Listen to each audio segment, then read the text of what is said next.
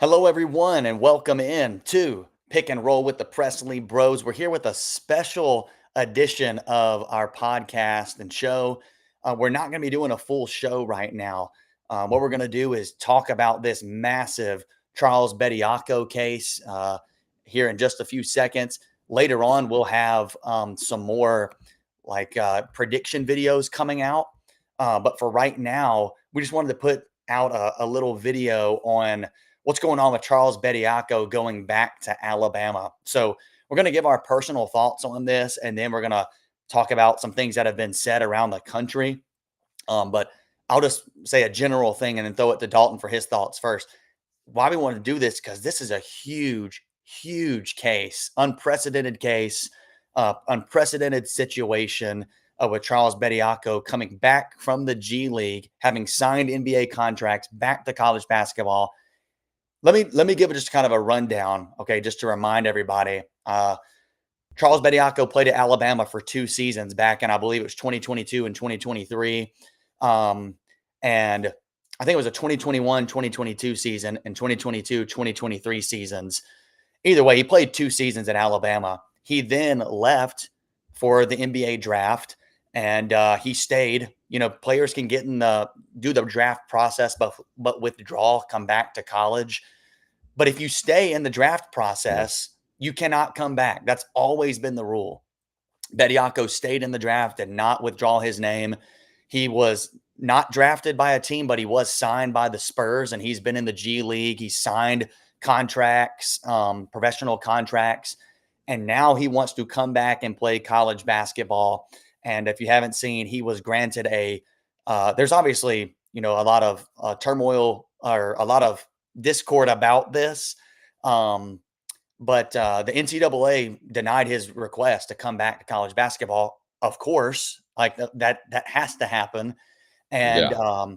a judge in Alabama, Tuscaloosa, shocker, granted a temporary restraining order for Charles Bediako against the NCAA and said the NCAA cannot interfere for 10 days. The restraining order is for 10 days. So until next Tuesday or this upcoming Tuesday, they're not allowed to interfere. So he's eligible to play Saturday. He enrolled at Yep. Alabama, is eligible to play. So that's kind of the rundown. And obviously, this has caused a lot of stir in college basketball. So, Dalton, with that being said, kind of having the rundown with what's going on, what are your thoughts on this? My initial reaction is, what is even happening? Like, how is this allowed? What are we doing? I just don't understand anything going on. Now, I think the world or the college system today is very messed up now, unfortunately. And it's just very skewed because back in like you go back just a few years ago, this would have never happened ever, Yeah. ever. And I heard someone say, they said, if Charles Bediako had no idea that he would have been able to make all this money from NIL deals, and now he's trying to get what he thinks is his, buddy. You chose to go to the NBA. You decided too early by everyone's standards, I think, which has been proven that he did go too early because he hasn't been on an NBA roster. That but you chose to go, and I know the rules say this, but there should be no loopholes around it. If you go to the draft, you cannot come back and play no matter what. No matter what. I don't care if you never played college. I don't care if you played 1 year in college. It's it's dumb. And I've seen the argument. I've seen people try to make the argument for Alabama, and they're like, "Oh well, Illinois has all these European players who played pro in Europe." I think personally that's very different. Now, should there be a limit on that? Maybe. I don't know. I haven't really done research on like what kind of limit there should be, but we know that basketball in Europe and basketball in the United States is very different. And like these guys didn't go to the NBA, then play a few years and then come back to college. They're still young guys. Like most of these guys are 18, 19, 20 years old. They're not in their 20, they're not 25 playing multiple years in pro and coming back. But I was just touching on that just for a second. But it seems like all these agents and players are trying to find loopholes to get back into college, doing whatever they can. I think James Najee, they're trying to make the excuse for him. He shouldn't be able to play either, even though he's garbage. I mean, he's been garbage so far, but Well, he's Dalton, averaging let me say something real 2 quick points a before you game. continue. Is Here's the difference between Najee and Bediako and these other guys. There have been other guys who were drafted or were in the draft who are now playing college basketball. There's a couple other players this year, James Najee being probably the biggest name with Baylor. The difference is those guys never played college basketball first. Bediako Yeah, did. He played college basketball for 2 years, decided to leave, kept his name in the draft, played in the G League, which is a professional league, whether you like it or not, and has now come back to college basketball. These other guys didn't play college basketball and make that decision. I yeah. still don't think Najee should be at Baylor or these other guys should come back because if you get drafted or you're in the draft process, you keep your name in, you can't come back. That's the That's rule. So That's how I feel on it too. It's one thing for players like LeBaron Philon who decided to test the waters and then withdrew his name. Like that's obviously completely different. And now, well, I can't remember if you mentioned this in your opening, but now they're bringing in Congress to the situation they have to bring in Congress so that they can enforce the NCAA's rules. And there's just no other way around it. I hope, just blanket statement, I hope that Charles Bediako is not able to play. And this is coming. I hope you know we've said this before. We're diehard Alabama fans. Would this help Alabama's team? 100%. We do not want this.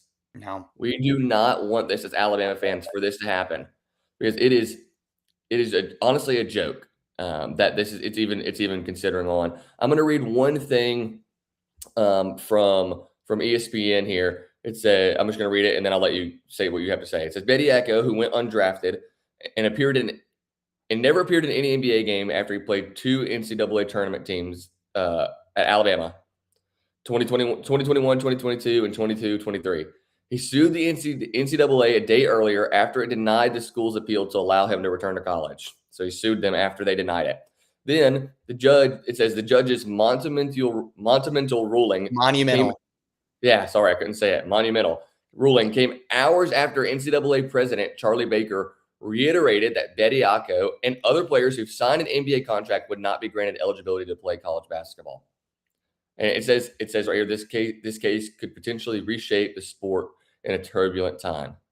And Yep. I agree 100%. It's Yeah. crazy that honestly, it almost seems biased, like that they got a judge in Alabama, a judge who donates to the University of Alabama because they're like, oh, he was probably just like, oh, let me just figure out whatever way I can get him to Yeah. play or to have eligibility immediately. And it was a TRO. So it just looks, it's a really bad look for Alabama. I hate it. They're getting all caught up in this mess, and this is just going to hurt their season no matter what Yeah. already. Yeah. Go ahead. What are your thoughts? I'll give my Sorry. personal thoughts as an Alabama fan. This is an absolute joke, and I hate it. I don't care if this is going to help the team. It's bogus. It's a terrible move. I don't care what team it is. It's not right. And I believe somebody at Alabama has to put their foot down, needs to put their foot down and put a stop to this garbage. It's nonsense. Everybody knows the rules, and you're breaking the rules. At the very least, you're sidestepping the rules or finding a loophole. And that's just garbage. I don't care if you need more help. I don't know if that's the reason why they're doing this, like because the center position at Alabama is not great right now. You got Aiden Sherrill and nobody else. It doesn't matter. Do better at recruiting. Do better in the portal. Like you can't make these mid-season moves and break NCAA rules or sidestep NCAA rules. It's ridiculous. I hate this move. Nate Oates should not allow it. You said something like I hope he can't play. Well, he's eligible to play. Yeah, Like they've that's already true. said that, but I think what you were trying to say is I hope Nate Oates makes the right decision and does not play Yes. him. Like he needs to not play Bediako. You're just inviting more and more criticism. Okay. Um, Here's my thoughts on this. It's a lose-lose situation. There is no winning for Alabama in this situation because if you go on and win, let's say Bediako is granted, eligibility for the rest of the season, and that ruling is coming this Tuesday if he can play the rest of the season. Mhm. If they rule that as a yes and he plays and Alabama goes on a run, well, guess what everyone's going to say? Well, you only won because you have a G League player, a pro player coming back to play for you. So you cheated. That's what everyone's going to think. And if you lose, everyone's going to say, thank goodness that team lost. We wanted this team to lose because of what they did. And they'll laugh at you by saying you had a pro player on your team and you still got worked. So Yeah. there's no winning for Alabama here. Like if you win, you're going to get criticized. If you lose, you're going to get criticized and laughed at. So it's like, why? Why do this? Are you that desperate? Um, Something I'm still a little unclear on here, Dalton, is, and maybe you can comment on this. I still have yet to hear from Nate Oates on this. I have not heard a word from Nate Oates, which is odd. You typically he speaks out and is not afraid to kind of say his piece on this. With the Brandon Miller mess a few years ago, he came out and spoke very openly about their plans for Brandon Miller.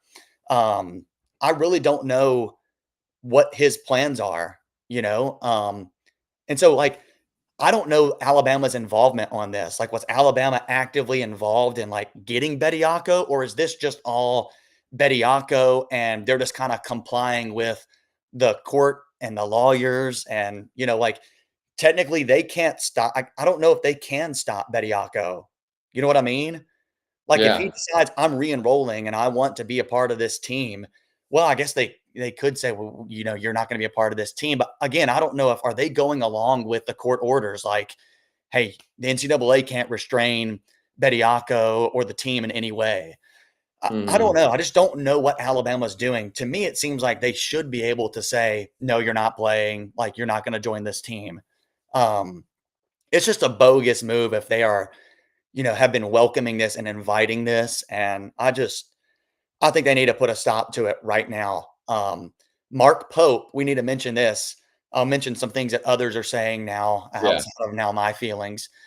Um, Mark Pope, Kentucky coach, came out and basically said that maybe a fix to all this, since the NCAA cannot, Mhm. interfere with what's going on with Bediako, maybe the fix is basically not counting any wins towards Alabama's NCAA tournament resume as long as Bediako is on the team, or somehow restricting Alabama from getting into the tournament. Now, some might argue, well, that goes against the restraining order, that says that they can't interfere with the team at all. So maybe that does, maybe it doesn't. But like, he was basically saying the NCAA has control over who makes the tournament, and they could bar Alabama from the tournament, or at the very least, limit their resume if Bediako plays in these games. And I think they should, honestly. Like, I think it's completely unfair. Yeah. Todd Golden came out and basically said that he does not support this and, thinks it's a bogus move too. He didn't say those words, but he said he doesn't like it. And also, they're going to beat Alabama anyways. He literally said those words like Florida's going to beat Bama anyways with Bediako. I thought that was kind of Yeah. funny. And Yeah. He's probably um, right too. he's So, probably right. Yeah. Um, I read an article today from Matt Norlander of CBS, good article. Um, he was basically saying that this could, like you said, reshape and almost destroy, NCAA rules because, mhm. like, what's going to happen when it comes time for the players to declare for the NBA draft? Right now, players are going to say, well, hey, even if I stay in the NBA draft, I can just come back. Like, it's going to reshape eligibility rules. It's going to make players think that they can, sign contracts and still come back. Like, oh, if Charles is doing it, I can do it too, it's going to create a mess. And I do not like this one bit. I think it's a joke. And Yeah. Charles Bediako should not be able to play, in my opinion. I think this makes Alabama look so bad, and so I hope that this gets resolved and Mhm. that he doesn't play. So, any other thoughts, Dalton? Yeah, I was just looking at some other stuff here on ESPN. An article dropped by Dan Wetzel yesterday morning, and he says this, which is kind of sad. The NCAA is virtually powerless here. It clearly needs some kind of protection to set eligibility rules so they aren't constantly picked apart by savvy lawyers and county judges. Yep. That was just one of the lines that he said, and I was like, man, it's crazy that they don't have anything in place. Like, I don't know how they don't have something in place to enforce the rules that we know. Like, we've known our whole lives, those who watch college sports, if you play professionally, football, basketball, baseball, any sport, you cannot come back to college. And Period. now, yeah, and now somehow we're finding a way to come back. I don't understand what's going on. We've said it enough. Bottom line, this is stupid. Yeah. It's just stupid. And I don't know who I don't know who the blame ultimately falls on. Is it Bediako and his lawyers, or is it Yeah. Alabama, like, trying to pull him from the G League? That's kind of unclear. I mean, it is definitely clear that the lawyers are fighting for this and, wanting Bediako back, and it's just ridiculous, the things that they're saying. It's like, you chose to leave. You kept your name in the draft. You've played in the G League. You cannot come back. Into discussion. Don't even try it. It's honestly pitiful for Bediako to do this. So, Yeah. anyways, roll Sorry you're Tide bad, man. still, but honestly, I wouldn't be mad if they lost Saturday. So, Yeah. hate I to mean, say that especially because it's especially if Tennessee. he plays. Especially if Yeah. he plays. No, if he plays, if he doesn't play, And that's good. We're fine. I'm gonna feel a little feel relieved and be a little happier, but I don't know. I just have a feeling that he's going to. Yeah. We'll see, man. Leave us your Yeah. comments on this case. And if you've heard anything differently, let us know. This is just a wild, wild, unprecedented case. Let's hope Bama does the right